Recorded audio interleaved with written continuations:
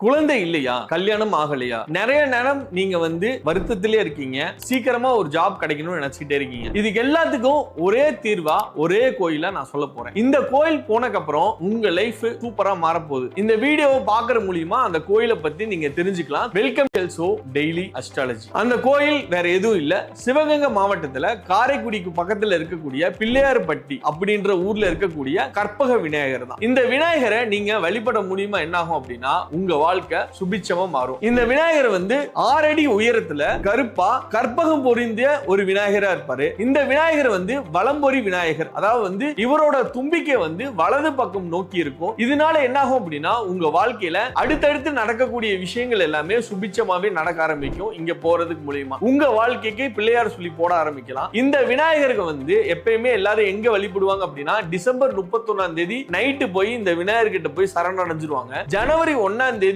காலையில இந்த விநாயகரை தரிசனம் பண்ணிட்டு வரும்போது என்ன ஆகும் அப்படின்னா, நம்மளே அறியாம அந்த வருஷம் சுபிட்சமான வருஷமா ஆரம்பிக்கும். அடுத்தடுத்து எல்லா வருஷமும் போக ஆரம்பிச்சீங்க அப்படின்னா, கிட்டத்தட்ட 3 வருஷத்துல நீங்க சாதாரணமா இருக்கக்கூடிய ஆள் கோடீஸ்வரனா மாறிடுவீங்க. உங்களுக்கு கல்யாணமாகாம இருந்துச்சுன்னா அந்த வருஷத்துல உடனே கல்யாணம் ஆயிரும். நீங்க ரொம்ப வருஷம் குழந்தை பிறக்காம இருந்துச்சுன்னா அந்த வருஷத்துல குழந்தை பிறந்துரும். இந்த விநாயகருக்கு நம்ம என்ன பண்ணோம் அப்படின்னா, தொடர்ந்து 32 பிள்ளையார் உக்கி போடணும். இந்த விநாயகருக்கு முன்னாடி போடும்போது என்ன ஆகும் அப்படின்னா, உங்களுடைய ஆக்னாக் சக்ரா ஆக்டிவேட் ஆகும். உங்களுடைய வாழ்க்கை சுபிட்சமா மாறும். இந்த கோயிலுக்கு பின்னாடி கற்பகவள்ளி மரம் இருக்கு. அதுதான் இந்த கோயிலோட தலைவிரிச்ச மரம். இந்த தலைவிரிச்ச மரத்தை நீங்க ஒரு 16 முறை சுற்றி வந்தீங்கன்னா உங்க வாழ்க்கை சுபிட்சமாவும் சூப்பராகவும் இருக்கும். இந்த கோயிலுக்கு போயிட்டு ஓம் கற்பக விநாயக நமக அப்படின்னு சொல்லிட்டு 108 முறை மந்திரம் சொல்லிட்டு வந்தீங்க அப்படின்னா உங்க வீட்டுக்கு அந்த விநாயகரே கூட வருவாரு. மறக்காம இந்த கோயில இருந்து வரும்போது கற்பக விநாயகரோட படம் அங்க விக்கும். அதே மாதிரி நீங்க ஜனவரி 1ஆம் தேதி போனீங்கன்னா பிரசித்தி பெற்ற கற்பக விநாயகரோட கேலண்டர் கிடைக்கும். இந்த விநாயகர் கேலண்டரை உங்க வீட்டுல